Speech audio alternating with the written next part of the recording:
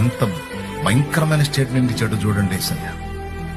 మీరు ప్రార్థనలో అడుగు వాటి నెలను పొంది ఉన్నామని నమ్ముడి, అప్పుడవి మీకు కలుగునని వారితో చెప్పాను.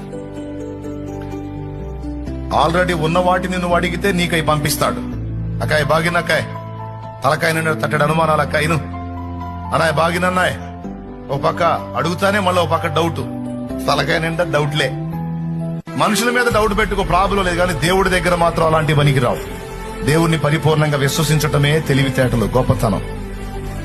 సందేహపడకుండా ఏ మాట చెప్తున్నాడు? ప్రార్థనలో అడుగు వాటి నెలను పొంది ఉన్నామని నమ్మేసే. పొందుతాను కాదు, పొందబోతున్నాను కాదు, పొందాను. నేను అడిగాను, మా నాన్న ఇచ్చాడు. ఏయి మరి వస్తుంది బండిలో అన్నంత నిశ్చయం